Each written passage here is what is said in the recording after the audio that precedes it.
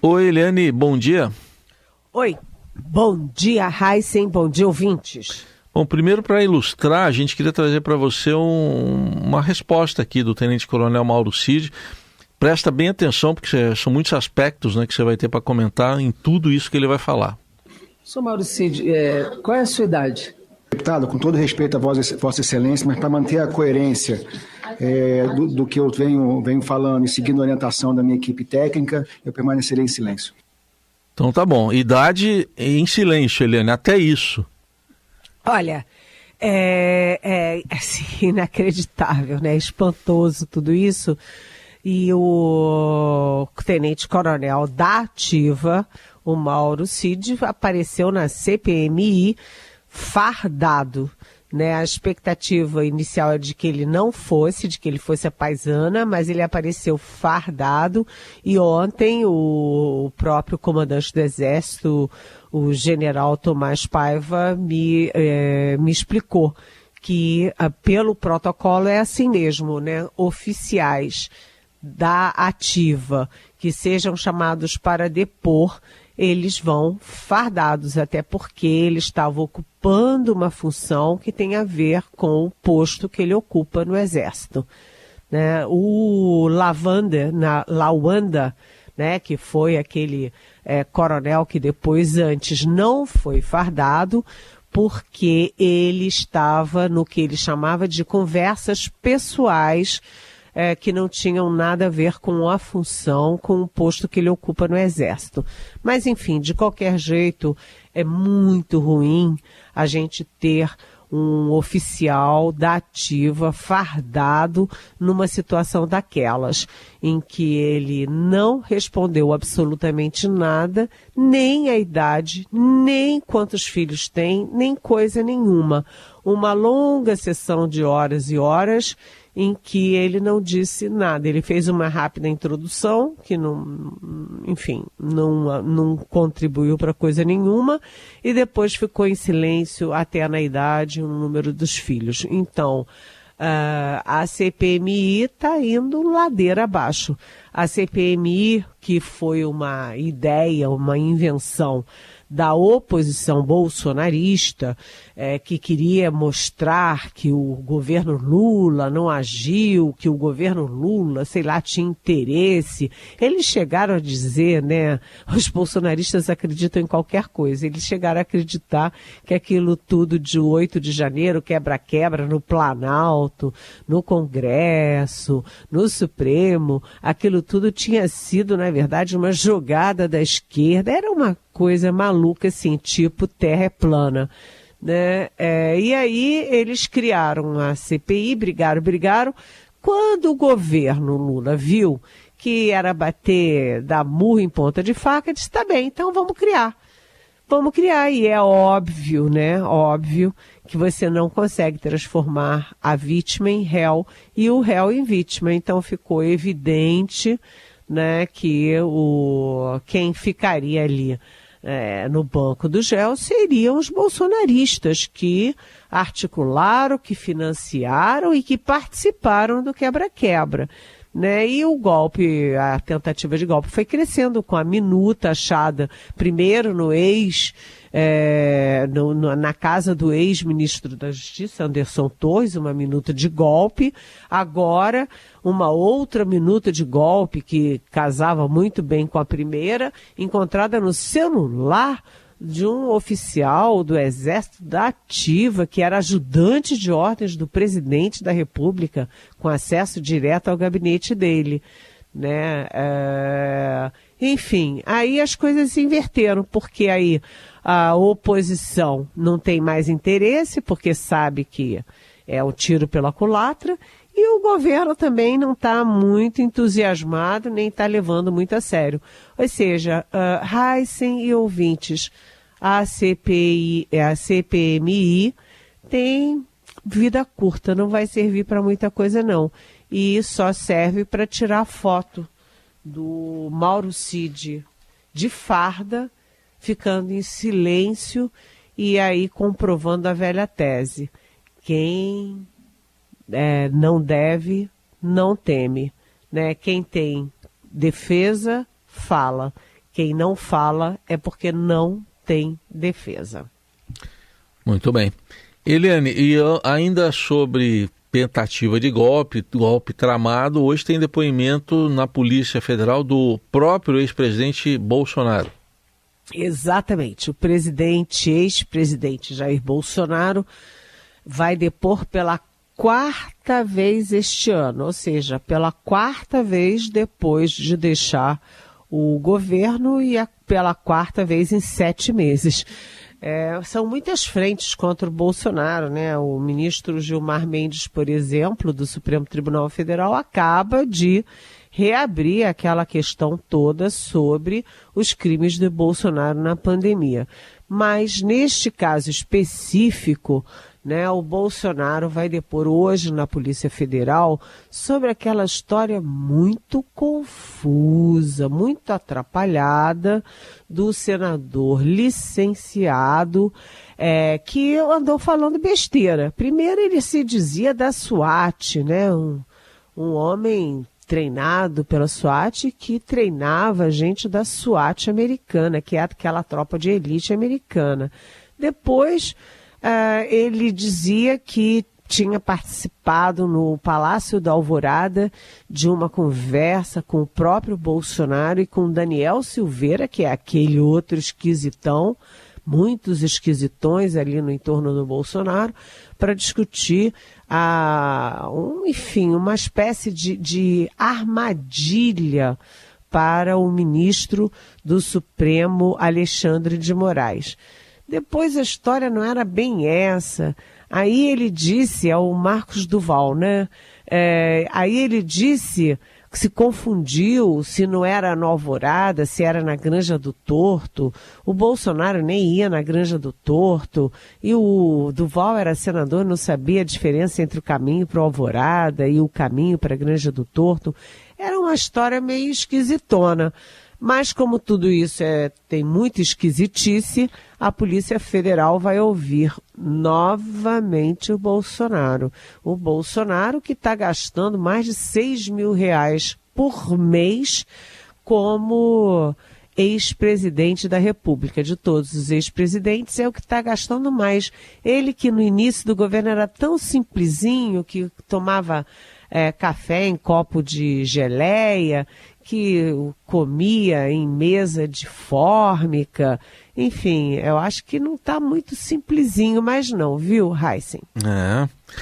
Mas e o partido dele, que está com muita grana, né, é o que mais recebe fundo partidário, o fundo eleitoral, o PL, aquela brigalhada que você falou ontem, o Valdemar Costa Neto, até o presidente do partido, divulgou um comunicado para os integrantes da legenda.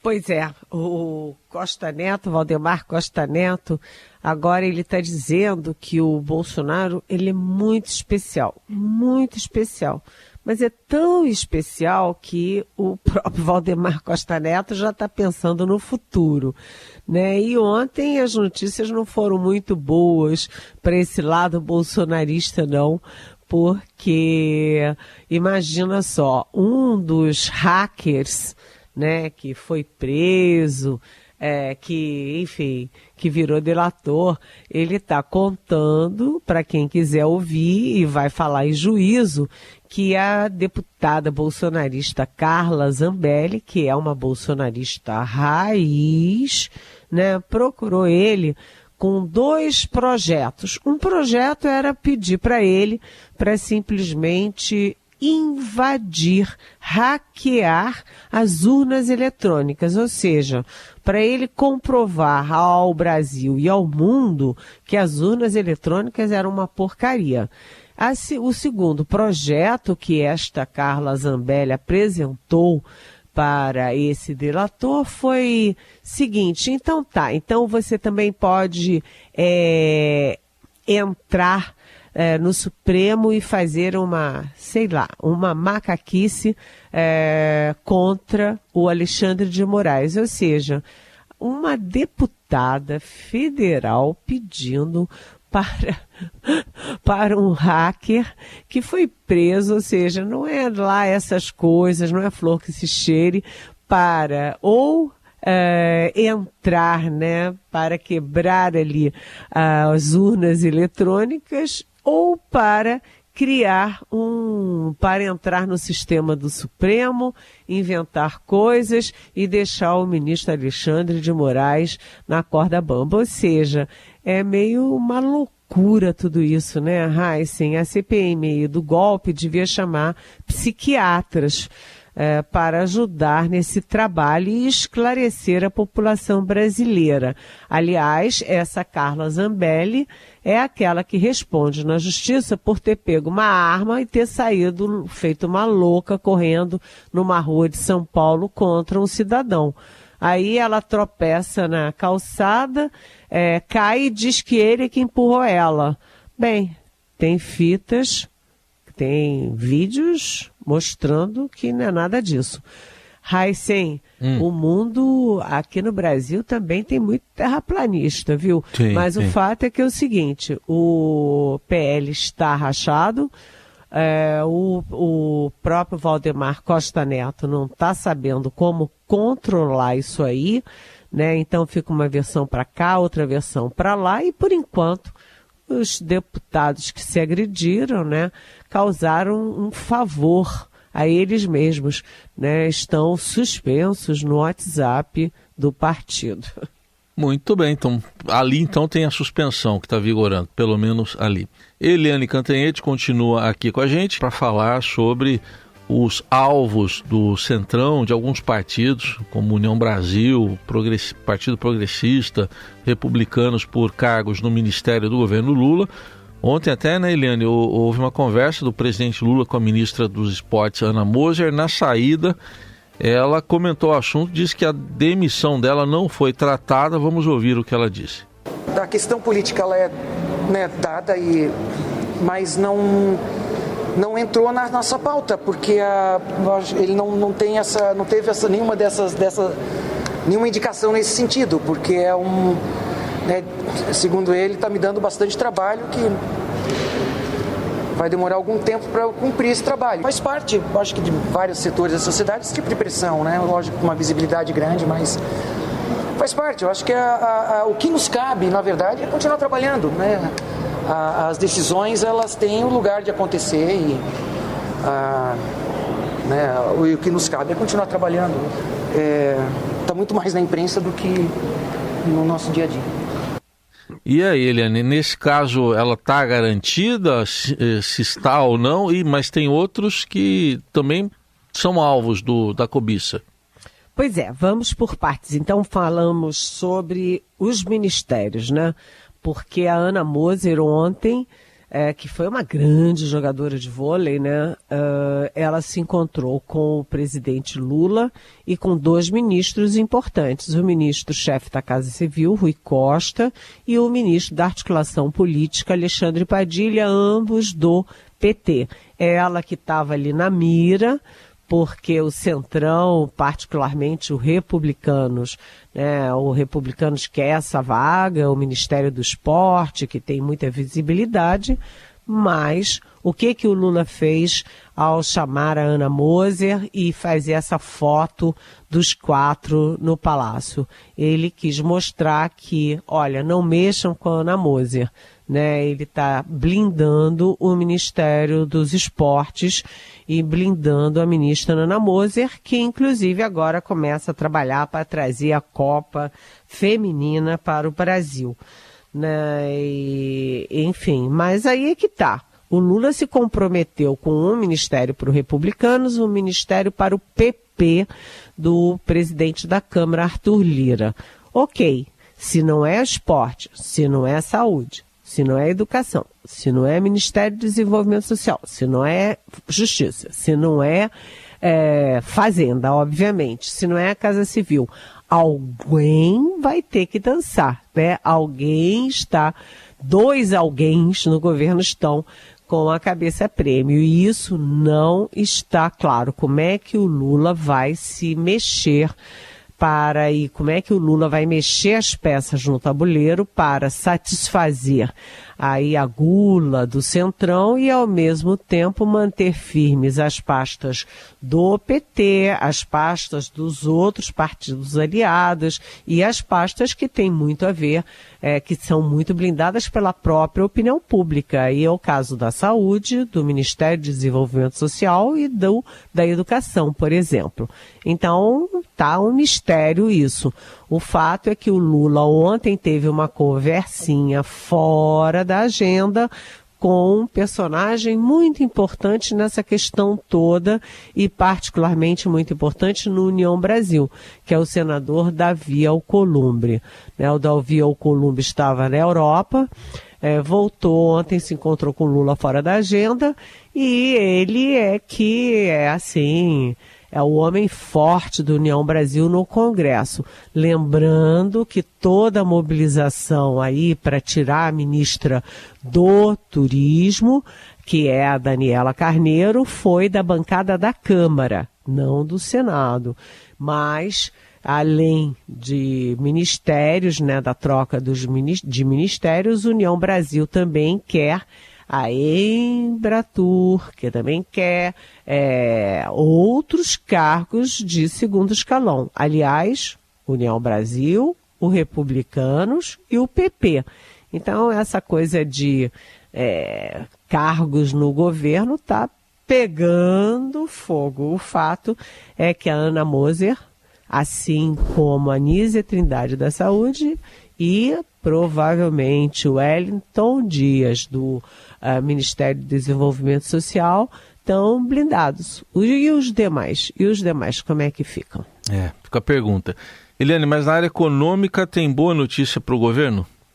Sim. A gente está tendo aí o governo Lula depende muito, muito dos resultados na economia. E o Lula, além de tudo, é um homem de sorte e escolheu bem o ministro da Fazenda dele, Fernando Haddad, e as coisas estão indo muito bem, porque o IPCA amplo, o Índice Nacional de Preços ao Consumidor, ou seja, o medidor da inflação, caiu 0,08% em junho.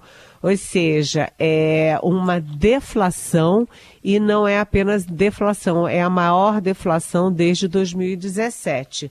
Isto abre as portas para a queda dos juros no Banco Central, já em agosto, que é a próxima reunião do Copom. Isso tudo é muito bom do ponto de vista econômico para o Brasil e muito bom do ponto de vista político para o próprio Lula. Agora, o Haddad já está a 1.000 por hora para negociar com o Senado a aprovação rápida da reforma tributária. E pode não ser bem assim, pode não ser tão rápida. Ontem teve a reunião do Haddad com o presidente do Senado, Rodrigo Pacheco, e também o novo relator da reforma tributária, que é o senador Eduardo Braga, do MDB do Amazonas. E aí o governo queria fatiar a reforma da seguinte forma: pega os pontos que são consensuais, que todo mundo aceita, e aprova rapidinho. E deixa os outros que são mais complicados, mais polêmicos, para aprovar mais tarde. E aí o relator e o presidente do Senado, que eu repito é Rodrigo Pacheco, anteciparam que não vão fatiar, vão debater a reforma sim. E aí o prazo está alongado, porque o relator prevê a aprovação em outubro, e aí se o Senado mexer como vai mexer, está quase 100% certo que o Senado vai mexer no projeto que veio da Câmara, o projeto tem que voltar para a Câmara, ou seja, antes do final do ano, o governo não vai conseguir aprovar a reforma tributária, que é o sonho dele e o sonho do país, O Senado não quer apenas carimbar né, avalizar a reforma que veio da Câmara. O Senado quer botar a digital, a marca dele nesse debate.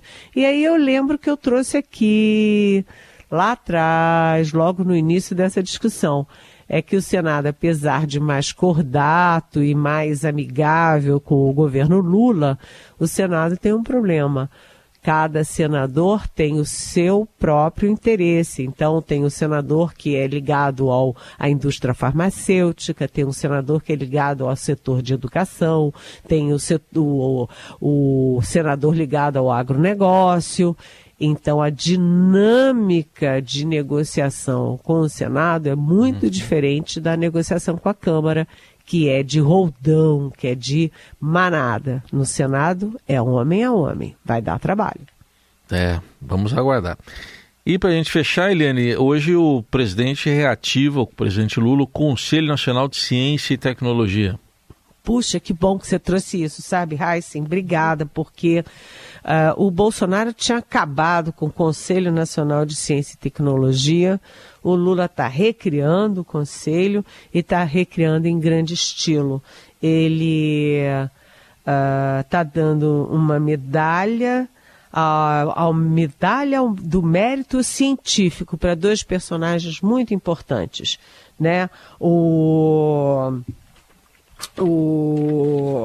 professor, doutor Marcos Lacerda, que é infectologista da Fiocruz Amazônia, que foi líder do primeiro estudo mostrando a ineficácia da cloroquina para tratamento da Covid, né? E a sanitarista Adele Schwartz, que é diretora da Fiocruz e que foi demitida no governo Bolsonaro porque tinha uma cartilha para cuidar da saúde dos homens trans, né? Então o Bolsonaro demitiu porque ela estava cuidando da saúde dos homens trans.